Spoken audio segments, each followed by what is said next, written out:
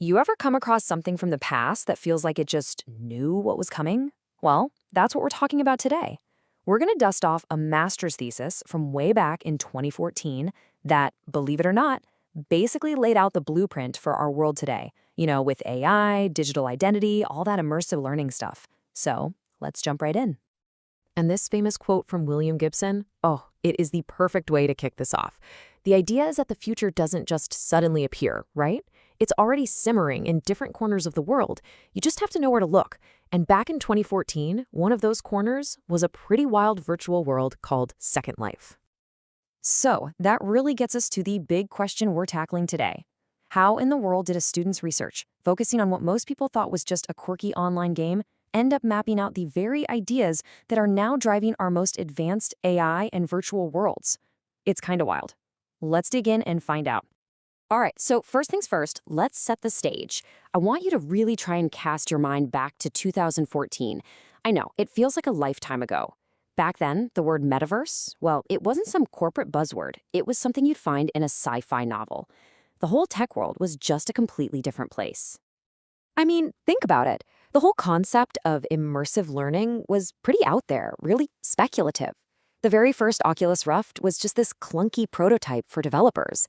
And places like Second Life, people mostly saw them as, well, a curiosity, a weird little hobby, definitely not a serious place for education or, real work.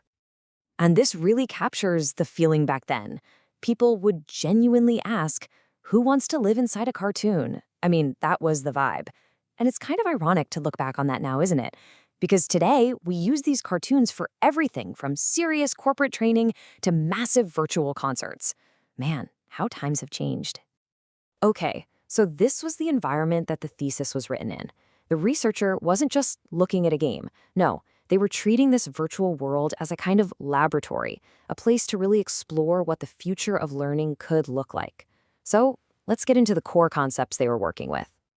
First up, the word metaverse. You gotta remember, the thesis was really careful to point out where this term came from. It wasn't a marketing slogan. It came straight from Neil Stephenson's incredible sci-fi novel, Snow Crash.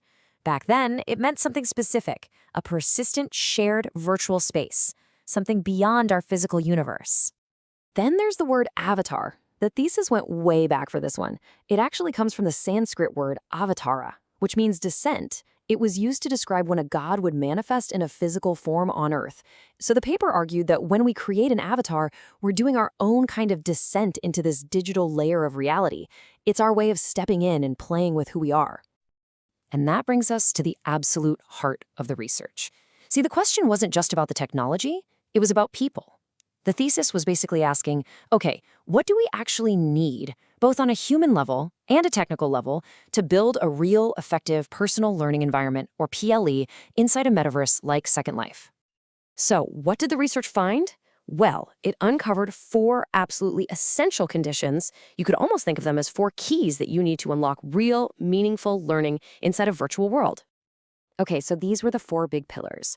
First, you have identity. That's all about how we create and represent ourselves, through our avatar. Second was information flow, basically how knowledge gets passed around, mashed up, and shared in that community. Third, and this one's huge, emotional engagement. That's the feeling of actually being there, that sense of presence that keeps you motivated. And of course, the technological tools, the stuff that actually lets you interact and create. Now, this chart is really telling. It shows exactly where the research focus landed. And just look at the data. Information flow, emotion, and identity, they completely tower over everything else. The huge takeaway here wasn't about the code or the platform. It was all about the human stuff, how we share, how we feel, and how we decide who we want to be online. All right, now let's fast forward. We're jumping from 2014 to today. And this, right here, is where a decade-old academic paper suddenly becomes shockingly relevant. Every single one of those 4 keys we just talked about has a direct, powerful echo in our modern, AI-driven world. So let's start with identity. Back in 2014, your avatar was, it was mostly about how you looked. It was an aesthetic choice, maybe an idealized version of yourself that gave you a bit of courage. But today, Whoa, our digital selves are becoming these AI-infused cognitive mirrors. They don't just look like us, they can learn to talk with our voice, copy our gestures, maybe even guess what we're feeling. The whole game has shifted from just appearance to actual cognition. And what about information flow?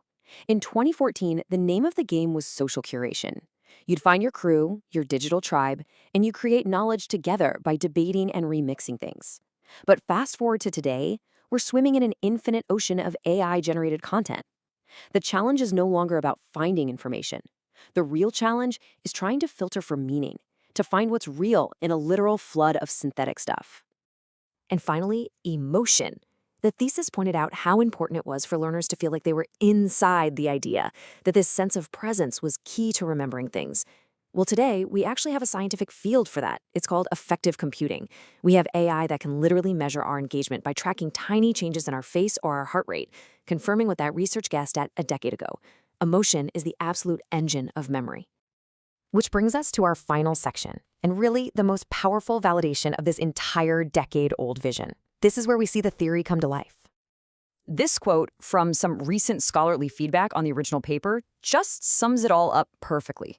The research wasn't just some abstract analysis. Looking back, it was basically a working prototype of the very principles we are now using to build our AI-powered virtual worlds. And that central insight, it is absolutely everywhere now. We have surgeons practicing incredibly complex operations in VR.